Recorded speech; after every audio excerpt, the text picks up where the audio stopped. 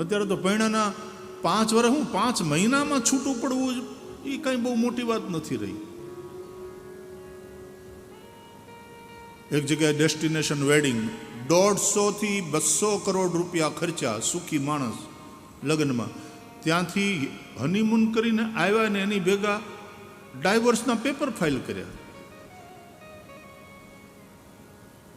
कोई सहनशीलता वाली बात ही नहीं, संयम वाली बात ही नहीं.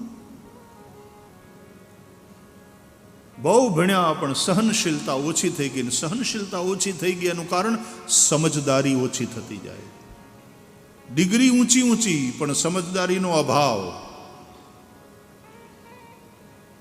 અન્ડરસ્ટેન્ડિંગ એ નથી. અને અન્ડરસ્ટેન્ડિંગ વગર ફ્રેન્ડશિપ પાકી ન થાય. અને ફ્રેન્ડશિપ પાકી થાય તો પ્રેમ પાંગરે, અને પ્રેમ પાંગરે તો બોન્ડેજ મજબૂત થાય. સિમેન્ટની જાહેરાતો આવે છે ટીવી ઉપર, કેવું બોન્ડેજ, કેટલું મજબૂત, મજબૂત જોડ, તૂટે નહીં, મકાન તૂટે નહીં, માણસ તૂટી જાય છે. બોલો, હાથી આમ માથું ભટકાડે ને દિવાલ તૂટે નહીં. આવી મજબૂત સિમેન્ટ, माना टूटी जाए। वो संबंधों को मजबूत बनाने वाली कौन सी चीज है, चाहे वो पति पत्नी का हो, चाहे भाई भाई का हो, चाहे परिवार का हो, चाहे मित्र के साथ हो, उस संबंध को मजबूत बनाने वाला तत्व कौन सा है?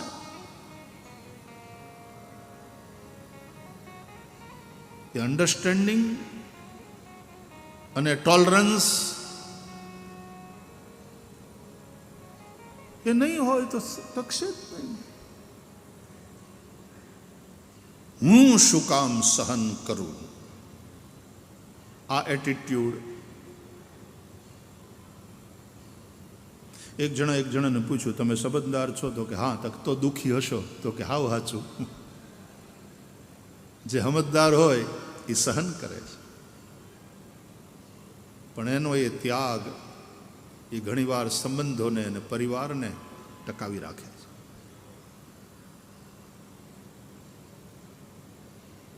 ઉપનિષદો કહે છે, ત્યાગે નહીં કે અમૃતત્વમાં નશુઃ. આ ત્યાગથી જ અમૃતની પ્રાપ્તિ થાય છે, અમૃત આનંદ. સહન કરવું પડશે, પણ અંતે તમારું એ પ્રદાન, તમારો એ સેક્રિફાઈસ બહુ મોટું કામ કરશે ને એનો તમને આનંદ આવશે. પછી કોઈ તમને જશ આપે કે ન આપે, નહીં તો ઘણી વાર પાછું અમે આટલું કર્યું પણ કોઈ અમને જશ પણ દેતું નથી. જશ માટે હું કામ કર્યું? બેન જશુમતી, તું પોતે જ આમ જશુમતી છે.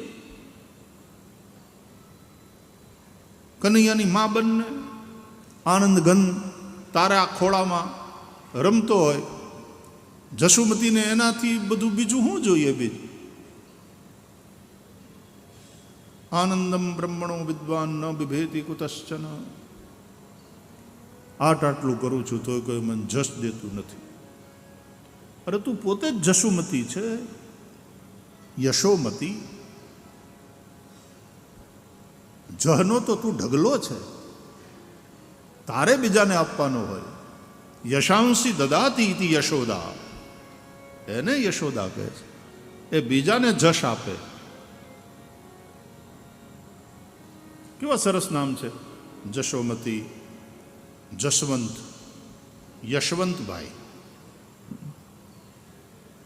પણ યશવંતભાઈ હોય ને પછી ફરિયાદ કર્યા કરે, મને કોઈ જશ દેતું નથી. અરે તમે પોતે જ યશવંત છો.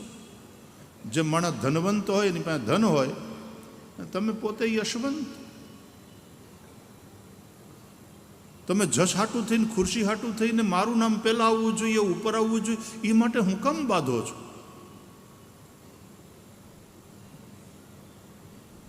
त्याग तुम्हें भीतर से तृप्त करता है. त्यागे नहीं के अमृतत्व मानशु. ત્યાગથી જ એ અમૃતની પ્રાપ્તિ થાય છે. એ આનંદ, એ સંતોષ, સેટિસ્ફેક્શન.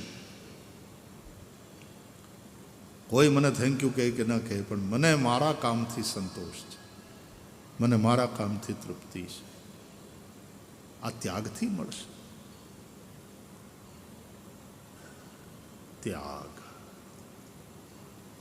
અને જ્યાં પ્રેમ હશે ત્યાં ત્યાગ સ્વાભાવિક છે. ત્યાગ એ પ્રેમની શરત નથી કે તમે પ્રેમ કરતા હોય તો તમારે ત્યાગ કરવો જ પડે, કન્ડિશન છે. નો, ત્યાગ પ્રેમની શરત નથી, ત્યાગ પ્રેમનો સ્વભાવ છે. If you love someone, you will be always ready to sacrifice. If you love someone truly,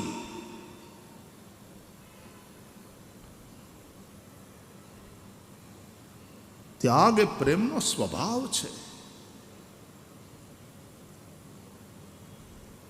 એક માં પોતાના સંતાનને પ્રેમ કરે છે એટલે પોતાના સંતાન માટે પોતાની ઊંઘનો ત્યાગ કરે છે ને ઉજાગરા કરતી હોય એના માટે. પોતાના સુખનો ત્યાગ કરીને છોકરાની વાહે વાહે દોડતી હોય. કેમ? પ્રેમ છે એટલે.